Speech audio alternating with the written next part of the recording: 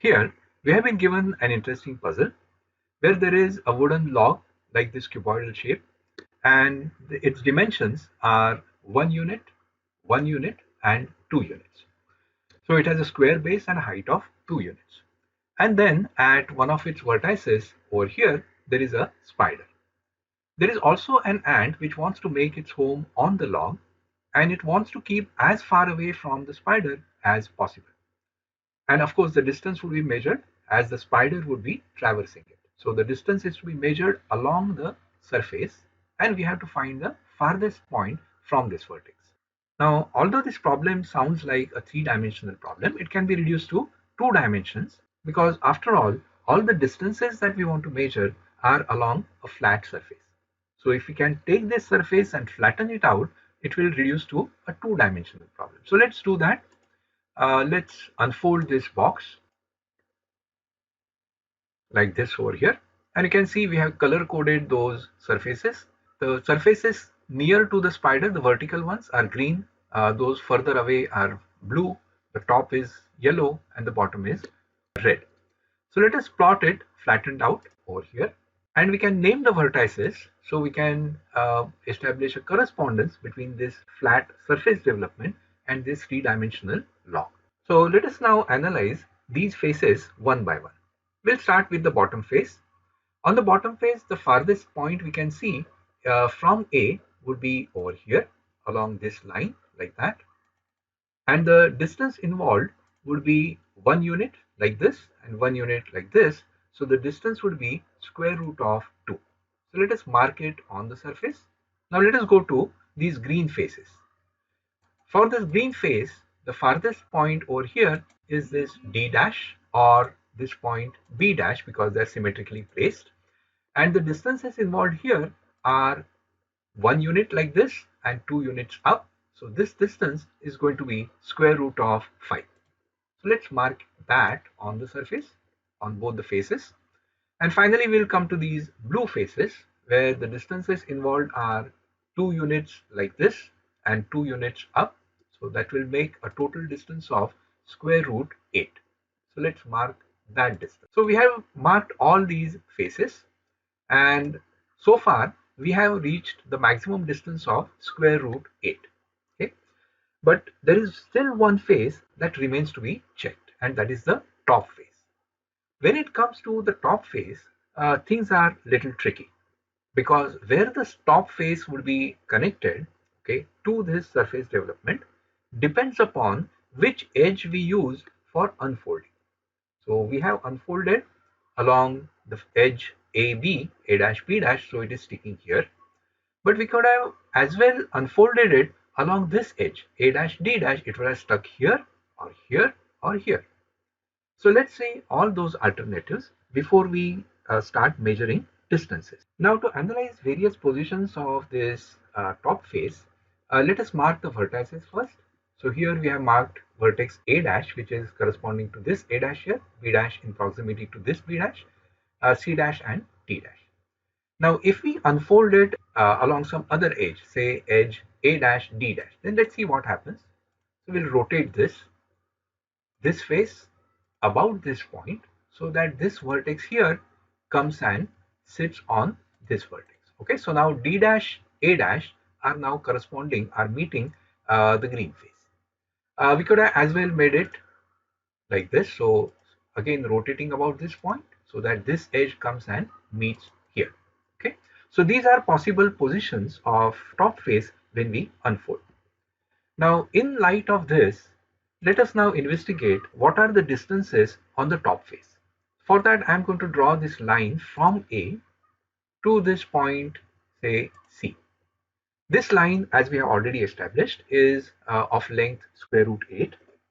Now, if we draw an arc of this much of radius, square root of 8, and A as the center, then this arc will mark a region in the top face which is within a reach of square root 8 or less. So let us draw that arc like this over here, and then we will mark this region on the top face which is within the distance of square root 8. Then we are going to take an alternate position of this face. So we'll take this face along with this region that we mark, and then we will rotate it to the second possible position. So we'll rotate it like this. Now we have another region which is within the reach of the square root 8. So let's mark that region as well. So this is that region. So all the red part of the top face that you see now can be reached within a distance of square root 8 or less from point A. We'll continue this process. So again, we take this face and rotate it about this point so that this edge here comes and meets this edge. Okay, we are getting one more region now. Let's mark that. So even this part of the top face is within square root 8, and there is only this little yellow region left out. Let's see if that survives the next rotation. So we'll again rotate this. So I'm selecting it and I'm going to rotate it about this point. So this edge comes and meets here. Okay, and let's mark the area which is now within that square root 8 distance. So over here, and fortunately there is still something left of the top face. Okay, there is this thin sliver of yellow patch that we see which lies beyond the distance of square root 8. So there is still hope for the ant to be away from the spider at a distance greater than square root 8. Now let's see how to find that maximum distance. So let us start our investigation by taking this top face here and rotating it to one of its previous positions. So about this point, you can turn it around to this position over here. And we know the farthest point is somewhere here. By symmetry, it will be along this line A dash C dash. We can get rid of this clutter, these regions that we have marked, because now we know the locus of our point. It's along this 45-degree line. And then we are going to take two alternate positions of this top face. But for that, we are not going to rotate the top face, but we'll be rotating these vertical faces relative to it. And it amounts to one and the same thing. So let's rotate this and we'll make a copy so that this edge here, B dash, C dash, comes and sits here. So let us now get rid of these faces because they are of no consequence anymore. And we'll start looking for a path from this point A to this line over here, or from the alternate position here to this line A dash C dash. Okay. So one path that we can get is going to move along this green surface, then climb on to the top yellow face and then reach a point here. The other path starts from A, moves along the vertical green face, then goes behind on the vertical blue face, and then climbs on to the top face. So there are two alternate paths. And these paths are varying in length as we move along this line. You can see this path is now becoming longer and longer as I move from A dash to C dash. But this path over here is going to become shorter and shorter as I go from A dash to C dash. Okay? So these two paths will have to be equal when we are going to get the farthest distance, because there is no point lengthening one when the other one is offering a shorter path. So they will have to be equal when we are having the farthest point. So we'll have to find a point which is on this line and equidistant from these two positions of point A. And how do we find a point which is equidistant from, say, two ends of a segment? We draw its perpendicular bisector. So we'll be drawing a perpendicular bisector of this over here, and wherever it meets our line A dash C dash, that is the farthest point from A.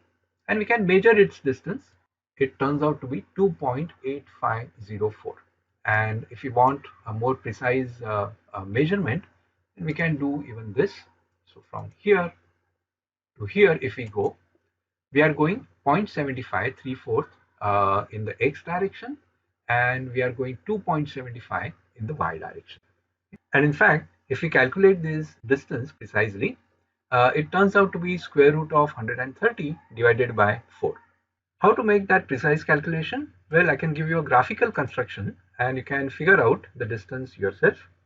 So we'll draw first a 3 by 3 square. In this corner, we are going to draw a 1 by 1 square. Then we'll draw a 45-degree line like this. And another line starting from here will go to this vertex and rise a distance of 1. And we'll draw a perpendicular bisector of this line. Wherever it intersects, that's going to be our farthest point. So we'll go from here to here. Now I'll mark the distances. This square is 3 units by 3 units. This little square is 1 unit by 1 unit. This distance is 1. This distance is 2. This distance, of course, would be 3. And one can use coordinate geometry or any other geometric method to find this red distance, the maximum.